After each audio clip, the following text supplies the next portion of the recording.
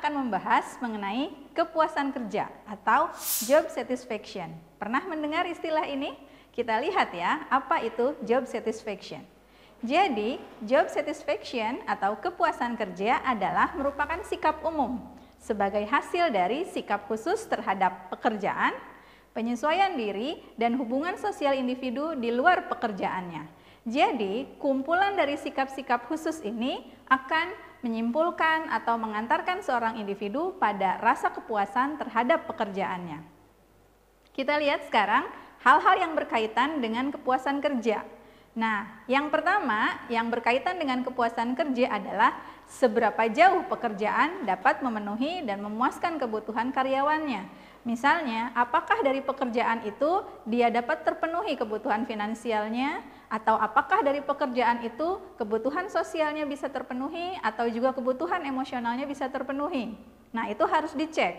Yang kedua, yang terkait dengan kepuasan kerja adalah hubungan dengan sikap terhadap pekerjaan itu sendiri. Apa itu? Misalnya, bagaimana dia bersikap tentang situasi kerjanya. Apakah situasi kerjanya menyenangkan?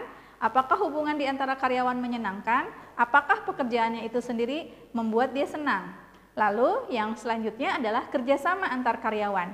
Bagaimana para karyawan di dalam perusahaan itu saling bantu-membantu, saling mendukung, suportif, dan tidak saling misalnya menjatuhkan. Yang ketiga, yang terkait dengan hubungan dengan sikap terhadap pekerjaan adalah bagaimana karyawan ini berhubungan dengan pimpinan. Apakah hubungannya cair atau kaku? Atau apakah hubungannya otoriter atau sebaliknya? Nah, hal-hal ini akan membuat seorang karyawan merasa puas terhadap pekerjaannya. Lalu, kepuasan kerja itu sesungguhnya adalah security feeling atau rasa aman. Jadi dari semua hal yang tadi sudah kita sampaikan di depan, kita lihat kepuasan kerja memang sangat berhubungan dengan yang disebut sebagai rasa aman. Apa saja rasa aman di sana? Yang pertama, rasa aman dari sisi sosial ekonomi. Apa itu? Dari sisi sosial ekonomi, apakah karyawan merasa aman dari sisi gaji? Dia merasa cukup atau tidak? Lalu yang kedua, dari sisi sosial ekonomi, adakah jaminan sosial? Apakah si karyawan itu mendapatkan jaminan, tunjangan, dan lain-lain, sehingga dia merasa aman dari sisi sosial ekonomi. Lalu yang kedua, security feeling dari sisi social psychology atau sosial psikologi. Apa itu? Misalnya, adakah kesempatan untuk maju? Ini pernah kita bahas ya di hakikat kerja dulu. Lalu yang kedua, apakah karyawan ada kesempatan untuk mendapatkan penghargaan jika dia berprestasi? Dan yang selanjutnya adalah berhubungan dengan masalah pengawasan. Apakah di dalam pekerjaan tersebut pengawasannya jelas? Kapan dia dikatakan salah, kapan dia dikatakan benar, dan kapan dia akan mendapatkan dampingan misalnya. Dan yang terakhir, security feeling yang terkait dengan bagaimana dia berhubungan tentang pergaulan antar karyawan atau antar karyawan dengan atasannya. Kita sudah bahas tadi ya, jadi relasi sosial di dalam pekerjaan juga menentukan security feeling yang akan dirasakan oleh karyawan. Oke, kita lihat sekarang faktor lainnya yang berhubungan dengan job satisfaction. Ini ada seorang ahli, yaitu pendapat dari Harold E. Bird. Bird mengatakan faktor yang berhubungan dengan job satisfaction adalah satu, hubungan antar karyawan. Apa itu? Ada satu, hubungan langsung antar manajer dengan karyawan. Yang kedua, faktor psikis dan kondisi kerja. Yang ketiga, hubungan sosial di antara karyawan. Lalu ada sugesti dari teman sekerja, lalu ada emosi dan situasi kerja. Ada banyak ya. Kemudian juga ada faktor-faktor individual, misalnya yang berhubungan dengan sikap, umur, kemudian juga jenis kelamin. Misalnya orang yang punya sikap positif terhadap pekerjaannya tentu akan berbeda dengan mereka yang selalu negatif dengan pekerjaannya. Misalnya seperti itu. Lalu yang kedua dari sisi umur atau usia. Biasanya pekerja-pekerja yang sudah lebih matang, mereka lebih mudah untuk merasa puas dengan pekerjaannya. Sementara karyawan-karyawan yang masih muda, karena mereka masih punya idealisme, kemudian masih punya cita-cita yang tinggi, akan sangat sulit untuk merasa puas dengan pekerjaannya jika tidak betul-betul mereka cintai. Dan yang terakhir, faktor individual yang terkait dengan job satisfaction adalah jenis kelamin. Walaupun pekerjaan tidak punya gender, tetapi seringkali kita dipisahkan Ada yang disebut sebagai pekerjaan yang feminin dan ada pekerjaan yang disebut maskulin. Oke, dan terakhir faktor-faktor luar, yaitu hal-hal yang berhubungan dengan misalnya keadaan keluarga karyawan. Yang kedua, adakah peluang untuk berekreasi? Dan yang terakhir, adakah peluang karyawan untuk mendapatkan pendidikan lanjut? Nah, faktor-faktor inilah menurut Bird yang juga berpengaruh terhadap kepuasan kerja. Baik, sekarang kita bahas apa itu faktor-faktor yang dapat menimbulkan kepuasan kerja. Ada 3 faktor. Yang pertama, kedudukan atau posisi dalam perusahaan.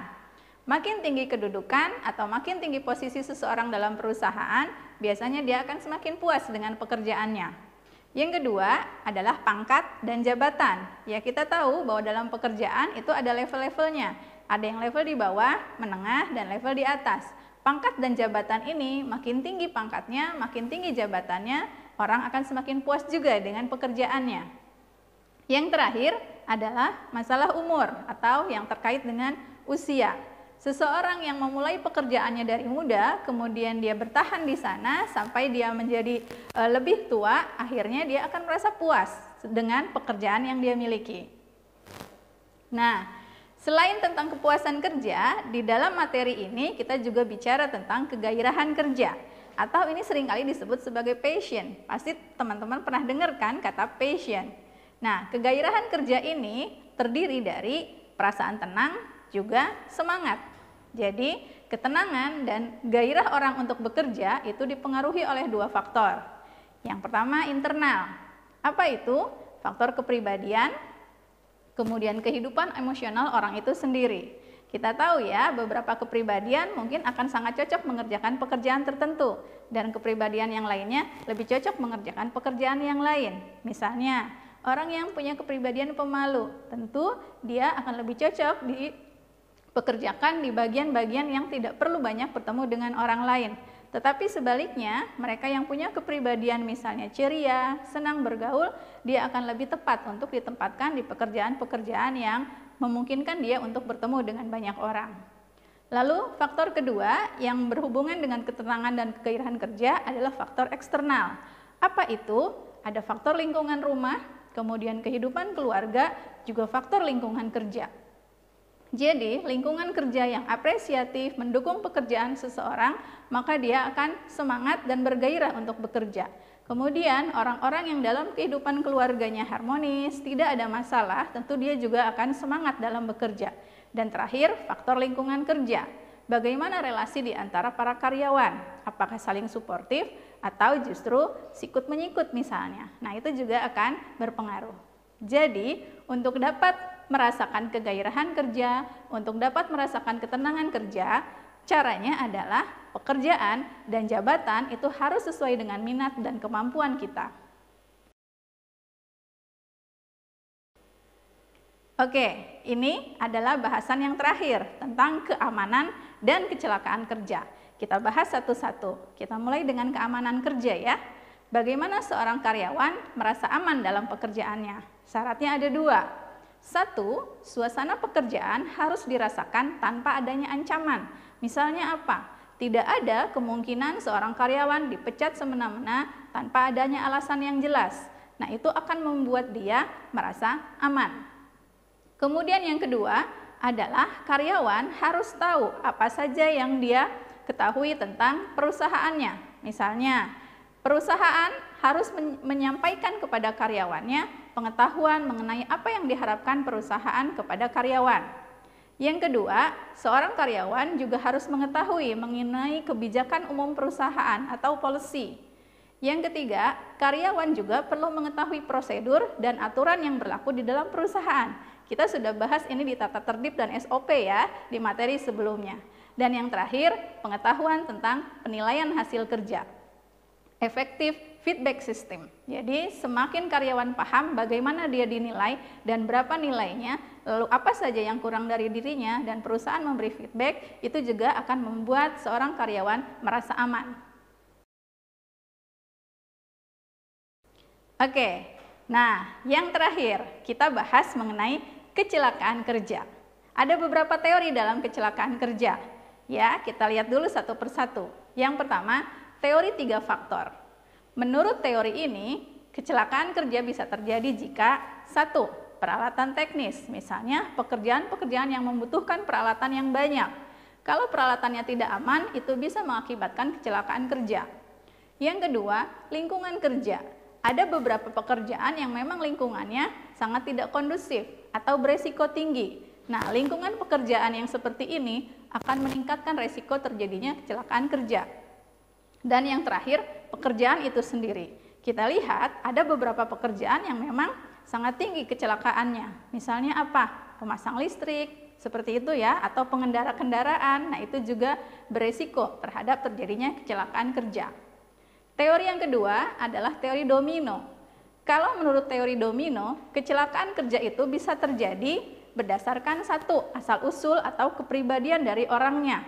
Dan yang kedua, ada interaksi antara asal-usul atau kepribadian orang ini dengan lingkungannya. Contohnya seperti apa? Misalnya ada orang yang dia kepribadiannya memang ceroboh, sikapnya dia ceroboh. Sehingga kecerobohannya ini ketika berinteraksi dengan lingkungan pekerjaan yang tidak kondusif atau tidak aman, sangat mungkin terjadi kecelakaan kerja. Teori ketiga yang membahas tentang kecelakaan kerja adalah teori 2 faktor. Kalau menurut teori 2 faktor, yang menyebabkan kecelakaan kerja, pertama adalah tindakan yang berbahaya atau unsafe action. Yang kedua, kondisi kerja yang membahayakan atau unsafe condition. Misalnya apa? Misalnya kita tahu seseorang pekerjaannya beresiko terjadi kecelakaan. Lalu dia tidak menggunakan misalnya pengaman yang cukup. Tindakan dia berbahaya. Sudah tahu pekerjaannya beresiko, dia tidak mengamankan dirinya. Sehingga terjadilah kecelakaan kerja. Kemudian teori terakhir yang dikemukakan oleh Bird dan Peterson. Kalau menurut Bird dan Peterson, penyebab utama kecelakaan adalah ketimpangan sistem manajemen. Sementara unsafe condition dan unsafe action itu hanya gejala. Nah, yang dimaksud dengan ketimpangan sistem manajemen itu apa? Misalnya, range atau gap antara pendapatan atasan dengan pendapatan bawahan itu sangat jauh.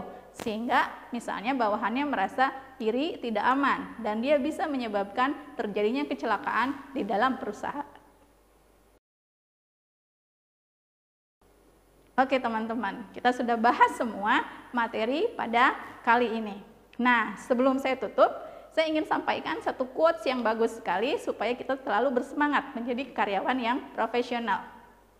Quotes ini disampaikan oleh Zig Ziglar. Dia katakan, "You don't have to be great to start, but you have to start to be great." Jadi jangan nunggu jadi keren untuk memulai, tapi mulailah, maka kita akan segera menjadi keren. Jelas ya teman-teman? Mudah-mudahan materi ini bisa dipahami dengan baik. Kita akan ketemu di materi selanjutnya. Terima kasih. Assalamualaikum warahmatullahi wabarakatuh.